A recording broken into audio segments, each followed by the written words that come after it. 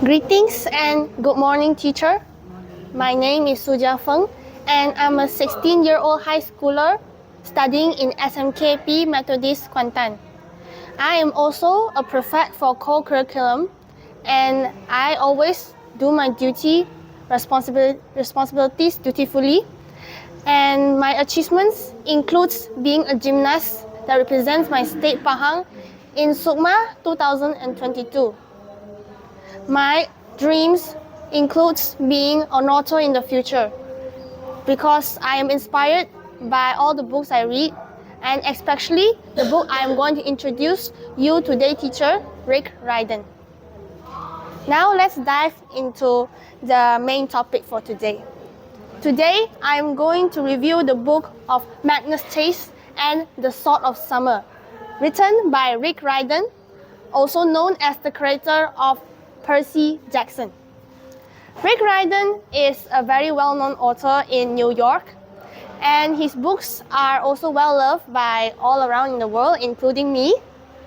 Now, before we go and start to our book, this book is written by Rick Riordan using Norse mythology. The Norse, they actually believe that the world is divided into 9 parts, into 9 worlds. The first one is Midgard, the world of humans, where mortals like us live. And Asgard, which are the world of the gods. And Vanir, it's actually a peaceful realm ruled by Freya, the goddess of love. And then Niflheim, where is the world of ice, fog, and snow. Everywhere is snow and it's very bitter and cold. And after that is Muspelheim, which is the world of fire giant and demons. And the 6th is Nidavellir, where is the world of elves. And after that, there's 2 more, but teacher, you're gonna read it if you want to know. Okay. Then after that is Magnus Chase. Introducing Magnus Chase, our protagonist. He is a homeless orphan boy living rough in the streets of Boston, America. He lost his mother in an apartment in a big fire where there's a lot of explosions. But that's what the news said. But actually, his mother was actually attacked and killed by wolves with glowing eyes. But the wolves are actually sent by Fenris, the wolf god who holds a grudge against him, but that's behind the story. So Magnus Chase, the first part, beginning of story, he was woke up by his friend Bliss, who is also a homeless guy, but has been his best friend for nearly all his life during he was homeless. And he was woke up by him and was informed that someone's going to come and kill him, which was very confusing because Magnus, in all his life, his top priority was survival. And when he was halfway running, his uncle Randolph, the wealthy, he's actually from a very wealthy family, but his mother, who does not like Randolph, warned Magnus to stay away from him. But then Randolph come and find Magnus and casually inform him that his father is actually a Norse god called Frey. Frey is the god of wealth and abundance, fertility, and summer, which seemed like a cruel joke to Magnus because he's living homeless and his father is the god of wealth. And after Magnus noticed this, he doesn't want to follow Randolph, he doesn't want to listen to Randolph. But Randolph insists that his birthright is just miles away. His birthright is actually a weapon called the Sword of Summer.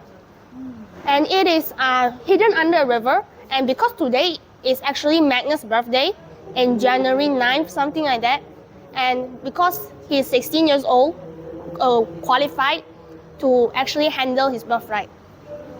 But unfortunately, when Magnus retrieved it, a fire giant, Surt, killed him before he learned how to use the weapon. But the story does not end here. Magnus actually magically appeared in the gates of Valhalla. Valhalla is the Norse version of heaven. And there he met Samira al-Abbas, his escort, or you can better known as his Valkyrie.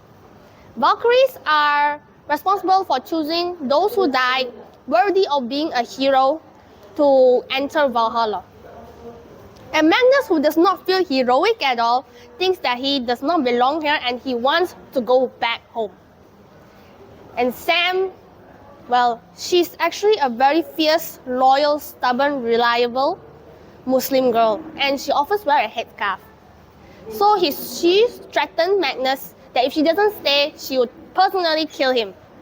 And Magnus, leaving no other choice, have to follow his escort to the gates of Valhalla. In Valhalla, the new dead, that means all the dead ones, are officially welcomed in a huge feast where thousands of the dead, they're actually called an Inherja. Inherja means the heroes in their dead, but they are qualified to be, they have a hero's reward. And forget how Magnus has a 5-star suit, an unlimited supply of falafel, and a walk-in closet. He still wants to escape from Valhalla and go back to Boston to live his normal life peacefully. Yeah, so our hero is actually not someone with big ambitions. That's what makes him so different. So when he was being judged by these 10 holy lords called the Thanes, who will qualify him if he's worthy of being a hero, they judge him wrong. That means they judge him like he is not qualified. But before they can punish Sam, because if you are an Enhanger, there's no reverse. And the Valkyrie must take the punishment. That means they are fired, like all the jobs you ever did. But then a prophecy was foretold, hinting that Magnus, if he doesn't find the Sword of Summer, because when he died, the sword slipped from his hand and it's lost again.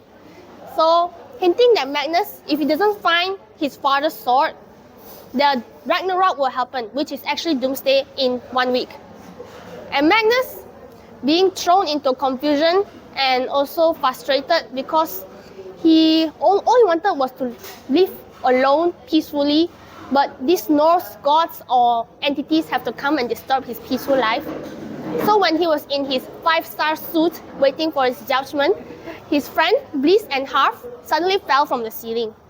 They were actually best friends from when he was homeless, but then Bliss explained to Magnus that he is actually a dwarf, and then he is under the orders of Mimir, the god of wisdom, to look after him and to take him to see his boss Mimir. Harf is an elf, a deaf mute elf, and he rarely smiles and has dashing white hair, and also he communicates with sign languages.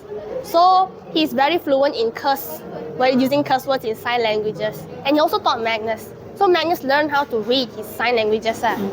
So together they escape, but the authorities of Valhalla doesn't like it, and they try to stop him, but sadly, it doesn't work. So when they arrive back in Midgard, which is the human world, and Enhanger can enter the human world, but for the condition they are not immortal. Because they Enhanger are dead, right? Mm-hmm. They revive back in Valhalla, they are actually immortal beings. Oh. But when they go back to Midgard, they are not immortal anymore, but they are still alive. So that means they can die twice. Oh, okay. So when Magnus go back to Boston, and then there he met Mimir, the god of wisdom, the boss of Harf and Bliss. And Mimir told him he must find the Sword of Summer again, or the Norse god will personally come and kill him. Oh, okay. And if he doesn't find the sword, Doomsday will happen. The Sword of Summer, and he also must travel to the island of Harf. The island of Harf. There lay Fenris, the wolf god. Where Magnus has a grudge on him, he totally agreed to go on the quest. And there, he and Harf and Bliss adventure out together to find the Sword of Summer, and then to go to the island of Harf to consult with the Fenris wolf. Sam also went along with them, but because she was fired, she's now just a normal mortal Muslim girl. And the four of them adventure together to go and stop Doomsday from happening. That is the summary. The rest of the adventures, teachers have to see. Oh, okay. Or see, or I have to read? Yes. I have to read? Yes. Okay, so I noticed that there are a lot of characters that you mentioned in the story. Okay, how do you find the characters? I mean, how can you actually remember all the characters? Because they are very unique. Each of the character is very unique. Yes, especially my favorite character is Samira Al Abbas, the Muslim girl. She is very, how do you say, stubborn and fierce, loyal, a good friend, but sometimes a bit rash. And because she is fired, she doesn't flee from her responsibility, even though she's fired. Because she is responsible for Magnus, from bringing him as an enhanger. Even though she's fired, she still personally escort him to his quest and personally ensure that he fulfill his quest so that she herself can be a Valkyrie again. Oh, okay. So, in most of Rick Riordan's story, the same characters appear, or he will actually create different characters for different stories? He will it's the same because Magnus Chase is a series. Oh, it's a series. A trilogy.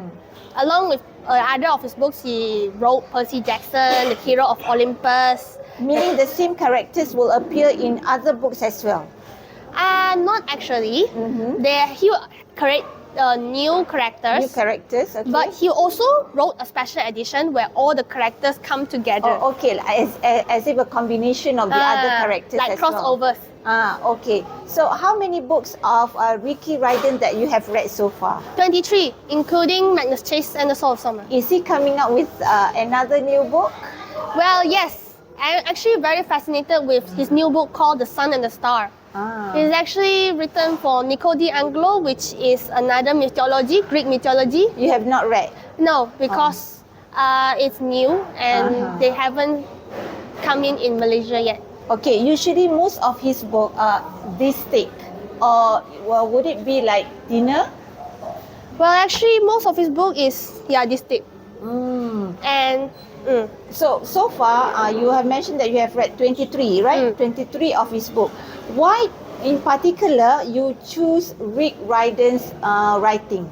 Because Rick Riordan can weave a tapestry so rich and full of detail, his character seems to come out of life. Oh, I could see that. Okay, there are a lot of elements of suspense and also adventure in this book. So what actually is the genre of this book?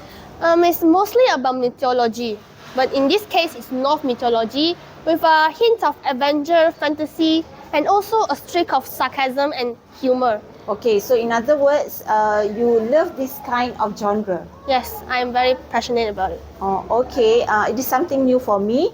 Okay, thank you for enlightening me. Okay, do you have anything else to say? No, teacher.